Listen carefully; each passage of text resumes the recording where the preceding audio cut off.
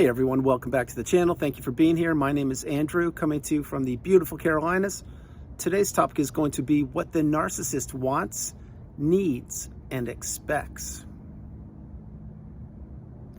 Think about that for a minute. Everyone, if you like the content, please like, subscribe, and share. So first of all, what does the narcissist want? Well, they want somebody to be there for them. They want a sounding board. They want a punching bag. They want someone to endure the verbal abuse, the mental abuse, the emotional abuse, the financial abuse, the spiritual abuse. They want a target is what they want. And they want someone to be an unpaid helper, a walking apology, perhaps somebody to put a ring on their finger, or they put a ring on someone else's finger, and then they can claim ownership of that person. Frequently during one-on-one sessions or in the comments section on the channel, I've encountered people that said these words or something very similar to these words. Once the wedding ring was on the finger, the narcissist or the person that the individual married would say, I now own you, or you're mine, or no one's ever going to get you again, things like that. And the person who I will be working with, or who mentions it in the comments, is scratching their head like, oh, that's so cute, they love me, they want to tell me that they love me and they own me. That's great. Not so fast. It's the exact opposite. The narcissist really believes that they own you, and they want someone or people to own. Each and every narcissistic relationship that people encounter, the narcissist believes that they own you. Now, the truth of the matter is, when you're in the relationship with them, they probably did own you because you were in the narcissistic fog. You did not know what was going on. You weren't taught narcissism in school, and you had to put yourself back together and pick yourself up by the bootstraps, dust yourself off, and understand that, wow, you are fortunate to be out of that relationship, and you will not tolerate that kind of behavior ever again, and you're getting the wisdom. You're becoming awakened and aware. But what the narcissist wants, they want someone to believe in the mask. They want someone to believe the false narrative. They want someone to believe that they just found the best person on the planet, the yin to their yang, their soulmate, someone who completes them. And this is all on purpose. The narcissist comes at people many times, not always, but they come at people under cloak and dagger, or like a wolf in sheep's clothing. And they want to get close to people, figure out what makes them work and how they think and what their hopes and dreams and aspirations are and their goals and where they've been and how many relationships there were in the past. Are they an empath? Are they a people pleaser? Are they a yes person? Are they oversharing? Are they interested in growing together? Wink, wink. This is what the narcissist does. They do their homework on people. They do their research on people many times before they even meet people. They will vet the target, i.e. perhaps you or me. They will vet them, and they'll ask questions about you to people that you know or acquaintances, or they'll stalk you or watch you on social media before you even meet these people. In other words, they're doing their homework as if they're studying for a test, and they want to learn all about you, whether it is behind the guise of a social media app and they're using a fake account, or maybe they're using their own account, who knows, or maybe it's through flying monkeys or people, or maybe it's with you in person, but they're trying to figure out what makes you tick. And they are very, very good at this. They're almost like detectives, if you will. And the reason why I say that is because they want to get as close to you in the beginning of the relationship as possible. Maybe even have you fall in love with them, or go into business with them, or build them a career, or get a roof over their head, or raise their kids, or get them a job. There are so many things the narcissist wants, but they always want things. Keep this in mind. So I'll go back and touch on what the narcissist wants, but that's the first part. Now, what they need is they need people. And at one point, they needed you. They need people to regulate themselves. They need people to pump up their fragile egos. They need people to believe in the false narrative of the mask. They need people to pump up the relationship and to be working for the relationship. This is what the narcissist needs. The narcissist needs enablers, people that don't have the wisdom on the narcissistic abusive cycle, people that don't believe in themselves, people that believe that the narcissist and other people have their best interest at heart. The narcissist needs people to believe in the narcissist. That is why so frequently you will take a look at the narcissist and you'll say to yourself, wow, they have so many people around them, and the people, some of them are constant, not a lot of them, but a lot of these people are interchanging. In other words, they'll pop up for a few months and they'll disappear for a couple of years, then they'll pop up again. And you could never quite wrap your head around it. Why that was because the narcissist needed new people. They needed new enablers. They needed new flying monkeys. And they enlist these people because when a period of time, let's take a flying monkey, for example. or an enabler, or even immediate family member, if you will. The narcissist blows up, first of all, every relationship they encounter. At one point or another, they do this with their own children, with their own parents, with their siblings, with coworkers, with business associates, with neighbors, with people in communities or organizations that they are or were part of. They can't help themselves. They need disruption, confusion, and chaos. And so the people the groupies, let's call them groupies, of the narcissist, these people will pop in and out of their lives. And they popped in and out of your life a couple times too, and you couldn't quite wrap your head around it. In other words, let's say it was a person of the same sex that you are. The narcissist would say, oh, that's just a friend from high school. It's no big thing. And no, we're just reconnecting, and maybe we're going to grab coffee or whatever. And you'd be sitting there thinking, really? That's a little strange, because you're calling them the same pet name you call me. And actually, you don't even use my name. You just call me a generic name, so you don't have to remember my name, even though I've been married to you for 10 or 20 years. You just use a pet name because you're so lazy, and you use that same pet name with so many other people. But now this alleged high school friend from the past has popped up, and you're spending more time with them than you are with me. I wonder what's going on there. Well, what's going on there possibly is that could be your replacement. It could be a short-term source of supply. It could be somebody that is getting something for the narcissist, because the narcissist needs something from that person. And that what they need there is either new supply or resources, or getting closer to them and figure out what changes they've gone through. Are they now single? Do they just inherit money? Do they know of a good job? Do they know of a good opportunity or investment or something? This is what the narcissist does. They scour the planet looking for people to take from and looking for people to take advantage of. So that's a little brief mentioning on what the narcissist needs and what they expect.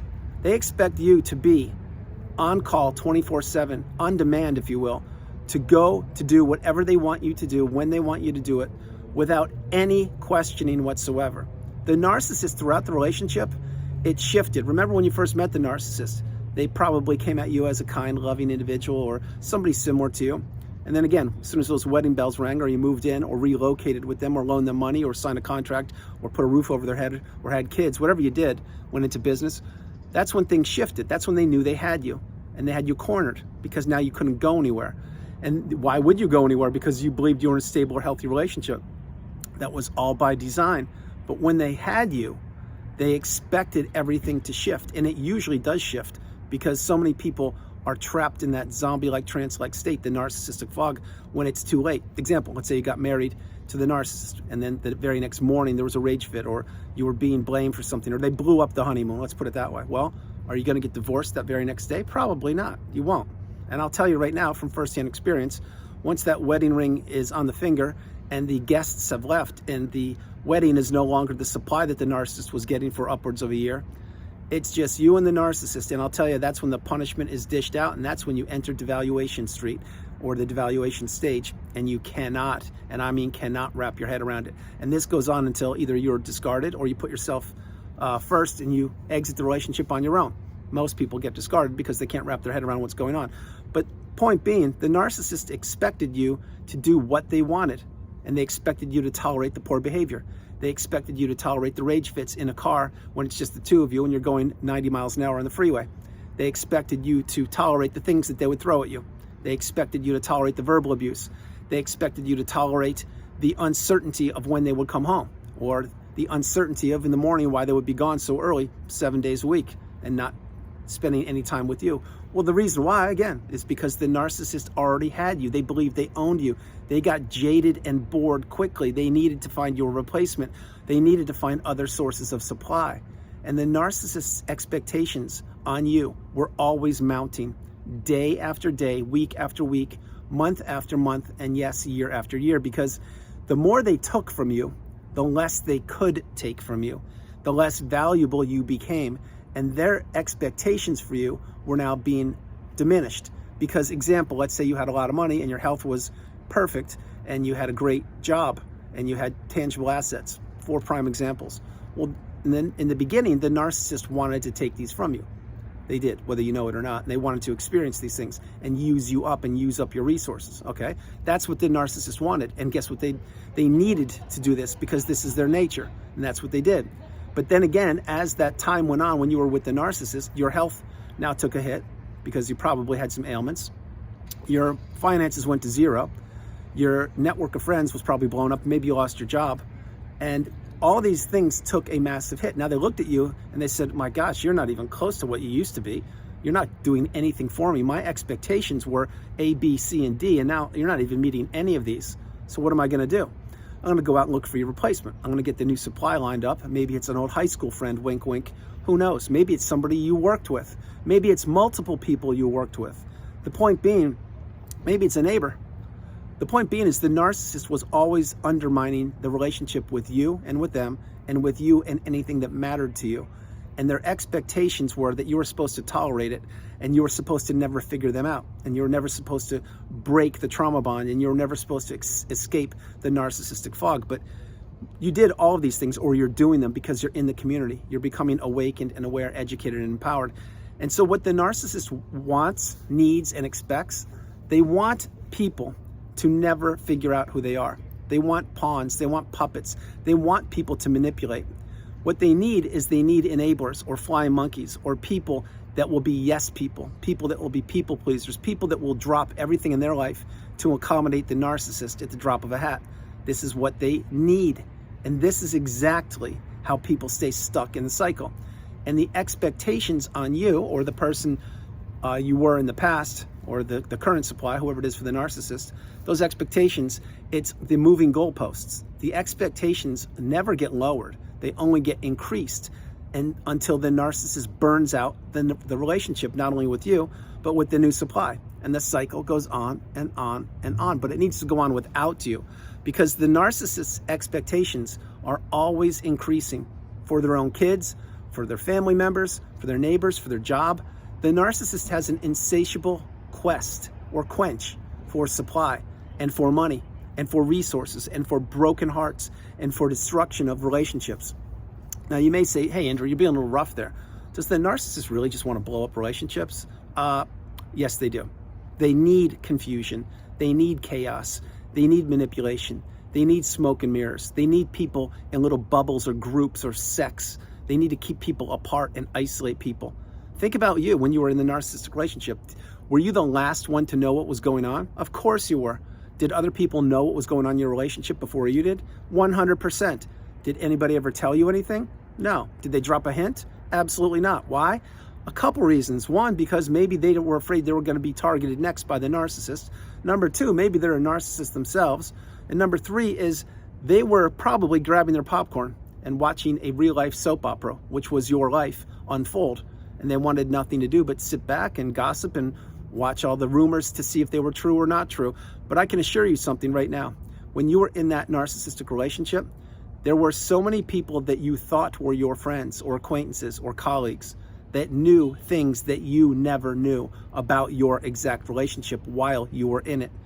Believe me when I tell you, there are so many people that knew more about your relationship and the goings-on of the person that perhaps you were in the relationship with, i.e. the narcissist, than you ever knew. And what were you doing? Again, this was not your fault. You were tricked, you were trapped, you were manipulated, you were kept hostage in that zombie-like, trance-like state, the narcissistic fog. But what you were doing is you were trying to deal with and endure the wrath of the narcissist behind closed doors in your house or in a car going 90 miles an hour. You were trying to figure out why this person throws rage fits only on you and why they targeted you and abused you and gaslight you and stonewall you and give you the silent treatment and triangulated you and threw rage fits on you and told you verbal abuse like you'll never amount to anything. Your mom told me I shouldn't have married you. You're so fortunate to be with me. What's your problem? Go see a therapist. Have thicker skin. I only have problems with one person and it's you. I knew I shouldn't have stayed with you. They'll say all these kind of toxic things with you and to have you not believing in yourself. Because again, this is driving a wedge between you and your reality and you and what you know to be true. But the narcissist doesn't want you to believe in yourself. The narcissist wants, needs, and expects you to stay stuck in that trauma bond, to stay stuck in that narcissistic fog. They don't ever want or believe or think that you're going to escape that. That's why when you were discarded, if you were, you had a mountain of work in front of you. Or even if you escaped the narcissistic relationship, you had a mountain of work in front of you. You had to process the relationship. You had to identify that the person who claimed that they loved you, they never did. They don't love you or anybody. They only care about themselves. And that was nothing but a facade. Maybe it was decades. Who knows how long it was, but the narcissist, their mask slips eventually. And throughout the length of the relationship that you were part of, I can promise you, the mask slipped many, many times. You just didn't know what you were up against because you weren't taught narcissism in school. You could not wrap your head around how somebody could behave the way they behaved. In other words, let's say it was a 30-day month. You had 27 days of just total toxicity, and then you wake up one morning and it's as if all that toxicity is out the window and they're in the best mood, and you're super excited and stoked because they're in a good mood, and you're like, wait, I'm gonna have a good day today? Oh my gosh, this is amazing, let's go, I'm ready, whatever you want to do, let's do it. And they knew this. Many people think that the narcissist does not know what they're doing. That's not true. The narcissist knows exactly what they're doing, and they know how close you're getting to sniffing out the scent that they are a toxic individual. That's why they give you breadcrumbs of hope, breadcrumbs of the love bomb, breadcrumbs of humanity, breadcrumbs of fake empathy. They give you these tiny little pebbles that amount to nothing, because what the narcissist is doing is, or was, trying to string you along and keep you trapped in that state as long as they could to get as much of your resources away from you, hoping you would not put yourself back together after the relationship ended. And I do mean that. They really don't think that you're going to make it, but you will. I did it. If I did, you did it. You can do it. I put myself back together. If I did it, you can do it. It's what I'm sharing. But the narcissist, they want, they need, and they expect so many things from people. These narcissistic relationships are one-way relationships to Destructionsville. They don't benefit you. They never have, and they never will. The narcissist will continue to stay stuck in that low vibrational quagmire state, a place lower than your shoe. That's where they exist, and they know that. You need to break free. You need to break the trauma bond. You need to break the chains. You need to understand that you are the priority. You come first, second, and third. And you need to put yourself back together and take your time, because in time you will heal if you apply the tools that I'm providing for you on the channel and the wisdom of the community. Read the comments and drop your knowledge and your wisdom, pay it forward. Remember, you can contribute back to the planet when your cup is full. You can help those loved and trusted ones around you when you are feeling your strongest. If you're not where you need to be, continue on the path. Continue moving forward each and every day. Get the wisdom, apply the tools, conserve your energy for yourself. Don't be a person who is consuming negative rhetoric or gossip. Focus on yourself, drown out the toxicity, and get your cup full. Using the airplane analogy, remember, you're at 20,000 feet flying, and that you hit turbulence. Well, then an oxygen mask drops from above. You have to put that mask on yourself before you can help your neighbor. If you don't help yourself, then you're no good to your neighbor. You have to save yourself. That's what I had to do, and that's what you have to do. And again, if you are on the healing path, or if you have reached the pinnacle of indifference, the mountaintop of indifference, and you've actually risen through the ashes like a phoenix and come through the fire, drop comments below, pay it forward, share your wisdom and share your experiences with the community. But the narcissist wants and needs and expects so many things.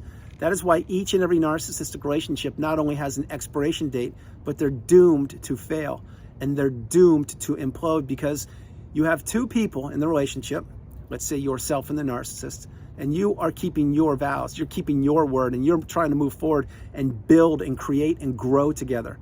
The narcissist is doing none of that. They're trying to destroy, manipulate, and drive a wedge between you and them, between you and the relationship, and between you and anything that matters. That's why these relationships are not sustainable. They never have been, they never will be. It's impossible. So right now, before I close the video, if you're thinking, oh, well, the new supply and the narcissist, they're doing so well and they look so happy and everything. First of all, you shouldn't be looking at that if you can avoid it, because that's just gonna rip the Band-Aid off and gonna keep you stuck. But second of all, let's say that you have information or something, and then the narcissist, the new supply, they look great. Well, that is a facade. That was you at one point. Remember, the narcissist loves to manipulate social media. Just remember when you were with them behind closed doors. Remember all the sleepless nights. Remember all the things you had to do to protect yourself and insulate yourself. Remember all the toxicity you experienced, the gaslighting, the silent treatment, rage fits, everything. They went on for days, weeks, months, years. That's what's happening to the new supply. So don't think that the new supply is living their best life. They're not. They just haven't, that relationship just hasn't imploded yet. And do you think it will? It will. Believe me when I tell you. Maybe not today, maybe not tomorrow, but in time it will, because the narcissist needs new shiny objects. And with the new supply, I can assure you, whether that new supply has a wedding ring on their finger or not, the narcissist also is going behind their back looking for another new supply. So everyone, that's the video. I hope you liked it. I loved doing it from the beautiful Carolinas. This is Andrew. Namaste. Have a great afternoon, evening, or morning, no matter where you are on the planet. You are not alone. Remember that you are not alone. Understand that you are the priority. You come first, second, and third. Have a great evening, morning, or afternoon. I love you all. God bless you, and I'll talk to you tomorrow. All right, bye.